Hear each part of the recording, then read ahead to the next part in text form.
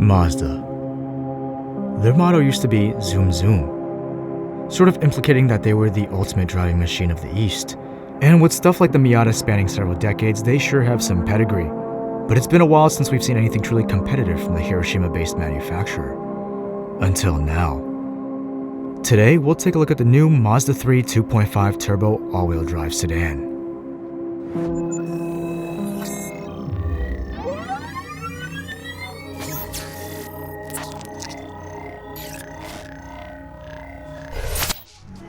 So right off the bat, we've got some loyalty to Mazda here on the channel because, well, my wife had a CX-3 for a few years and it was our chase car, our equipment truck, our scout vehicle.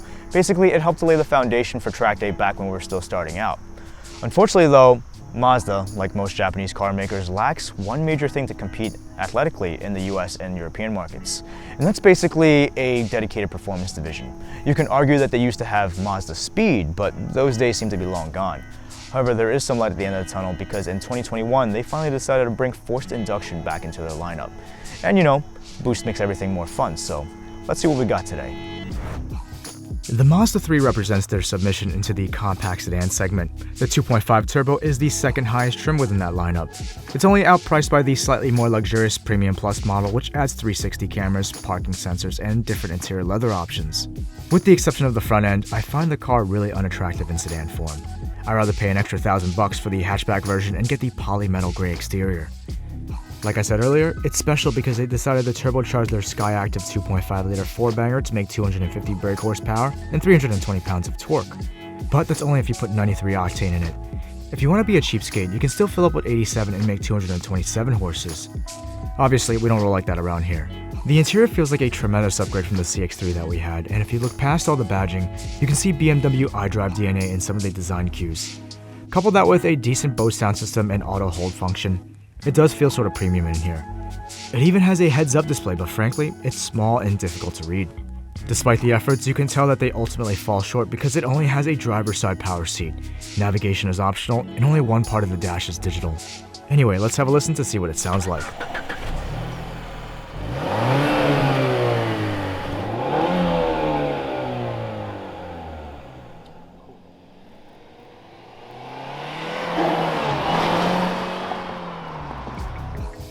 Yeah, so in the sound department, it needs a lot of help. But how does it drive?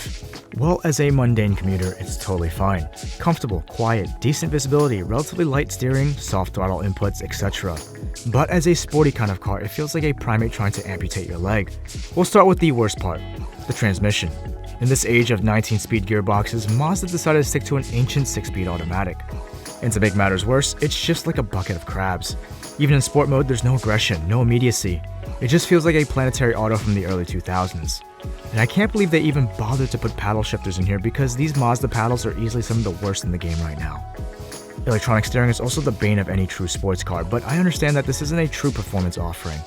And obviously, lighter steering does appeal to the masses. The weirdest thing about Mazda is that they keep trying to position themselves in the entry luxury segment to compete with the likes of BMW, Infiniti, or Audi. But in order to do that, they really need better performance tuning, because despite having a better power-to-weight ratio and more torque than a 330i, it definitely feels slower and less responsive. And that 320-pound torque figure feels like a lie when you actually step on the pedal. However, Mazda is starting to feel close in terms of interior build quality. Some of this leather is super supple, and the trim pieces feel quite nice. Overall, it's a step up from the previous generations of Mazdas, but they have a long way to go before they can call this car competitive in the sports sedan segment. However, we'll let our performance test decide what's fast and what's not. Let's start with our full half-mile acceleration test.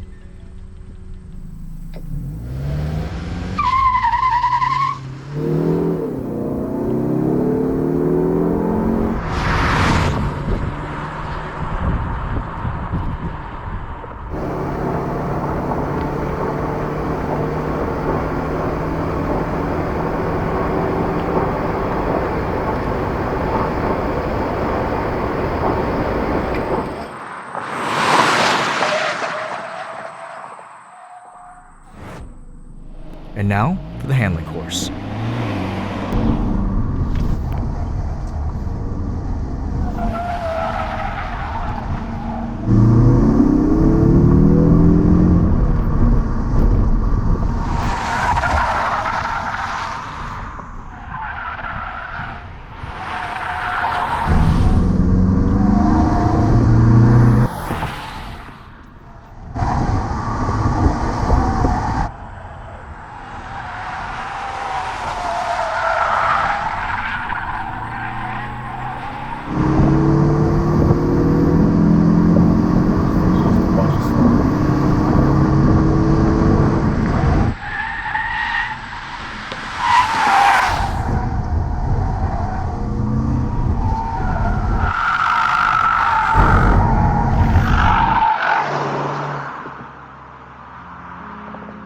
I gotta say, the Mazda felt really sloppy through those corners. It's surprising because it's quite light at 3,400 pounds, and even cars that are 1,000 pounds heavier like the M5 or E63 feel way more planted. Not to mention, the braking above 100 miles per hour is really sketchy. The car tends to want to torque slightly right or left. Anyway, 99.9% of people won't take this car on the track, so let's concentrate on the straight line stuff first. In terms of our in-house 40 to 100, the Mazda3 Turbo ran a decent 11.81 second time, which is right up there with the tuned Abarth 124 Spider as well as the BMW 228i xDrive. I would say that the 228 is definitely slower than a 330, so if you're cross-shopping the two, the Mazda falls short in terms of straight-line power. I love getting the full half-mile metric on these tests, and to clarify, trap speed is what matters.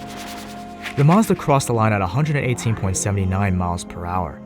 Again, slower than the BMW, but it is significantly quicker than if you were to potentially downgrade to a non-turbo trim of this car. This section feels a little empty because I normally do much faster vehicles, so maybe I should do more slow cars to fill in the void. Now for the lap time and handling metrics. It actually did a pretty decent 51.96 second time. And you know what? That's faster than their Miata around here. I think that having that extra power and automatic transmission definitely gave it an edge.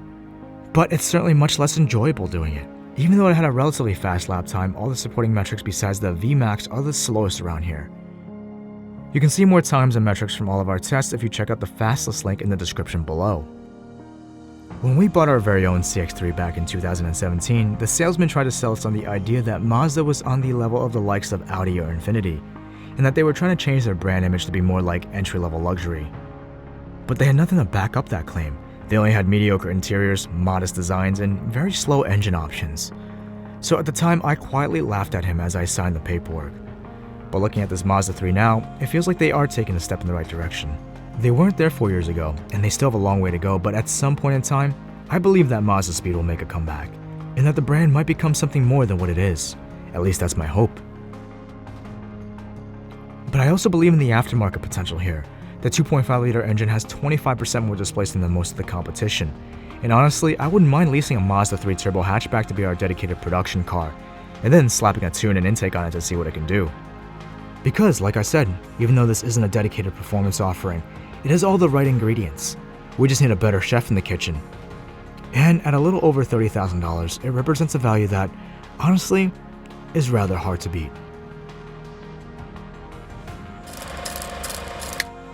I hope you guys enjoyed this video as much as I did making it.